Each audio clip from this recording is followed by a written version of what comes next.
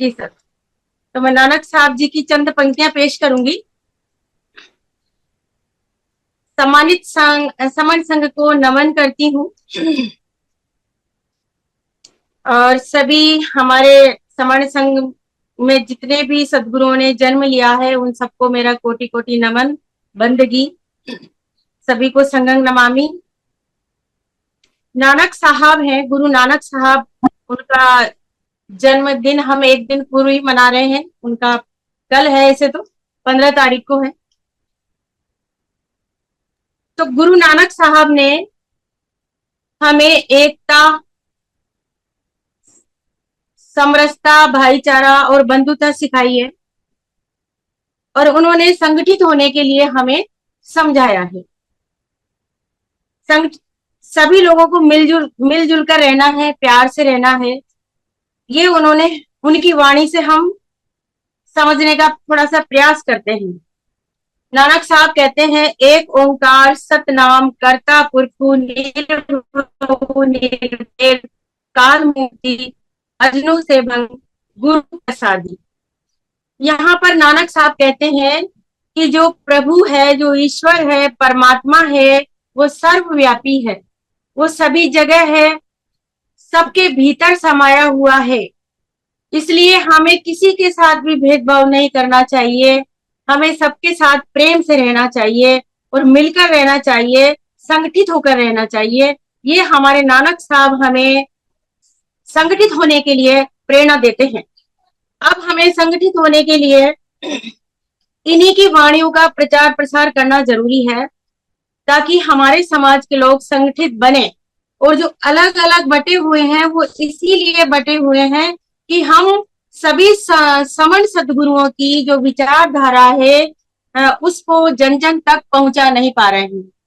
सभी लोग जानते नहीं है, सभी लोग आपस में एक दूसरे की विचारधारा को समझते नहीं है। इसलिए इसलिए सब अलग अलग बटे हुए हैं।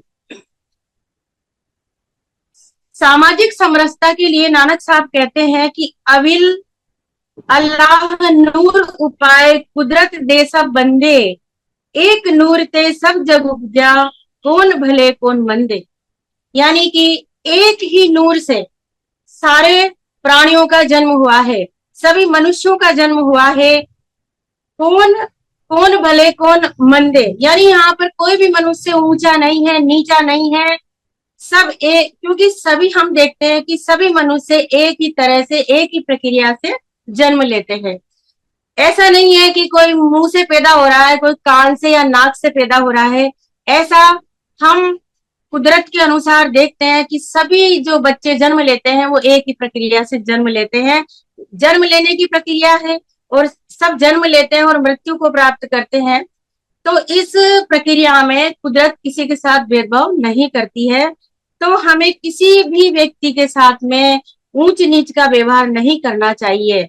यानी सभी प्राणियों पर दया करें और सभी मनुष्य हम मिलकर रहें, संगठित होकर के रहें।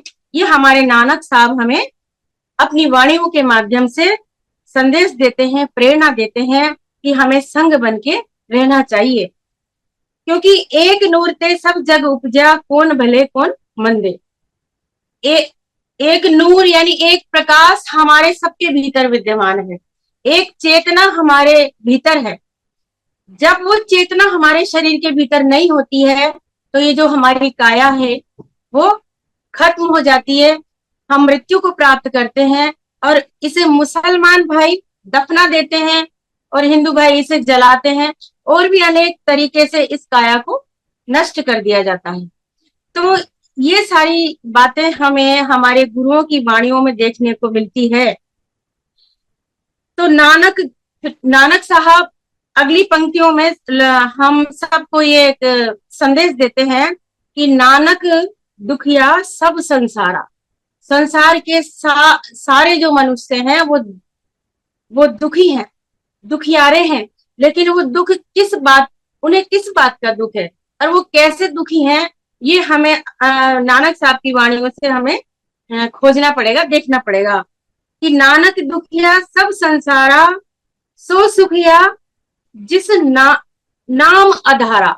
अब यहाँ पर सोचने का विषय यह है, यहाँ पर नानक साहब कहते हैं कि नाम का आधार, नाम आधार है। नाम माने एक, यहाँ पर हम उस मार्ग की याद करते हैं जो हमारे तथागत गौतम बुद्ध ने हमें बताया है। दुखों से मुक्ति का मार्ग, यानी नानक साहब कहते हैं नानक दुख है सब संसारा, यानी दुख है, दुख का कारण है, दुख का निवारण है। ये तथागत गौतम बुद्ध की शिक्षा यहाँ पर सीधे सीधे हम मैच करते हैं। नानक साहब की शिक्षाओं से बुद्ध की शिक्षाएं यहाँ पर मेल खाती है कि तथागत गौतम बुद्ध भी हमें शिक्षा देते हैं किस बात की, दुखों से मुक्त होने का मार्ग बताते हैं। तो नानक साहब भी हमें दुखों से मुक्ति का मार्ग बताते हैं। लेकिन अब हमें समझना यह है कि दुख क्या है। तो दुख क्या है? मनुष्य के जो विकार हैं, जो काम, क्रोध, लोभ, मोह, ईर्ष्या, द्वेष है, यही तो बंधन है और यही तो दुख का कारण है। जब हम अपने चित्त से समस्त विकारों को भंजन कर देंगे, नष्ट कर देंगे, तभी जाकर के हम सुख का जीवन बिता सकेंगे। जैसे कि मनुष्य जी बहन जी, जल्दी कल कंक्लूड कीजिए। हाँ, मैं ये कह रही हूँ, बंद करूँ अपनी बात?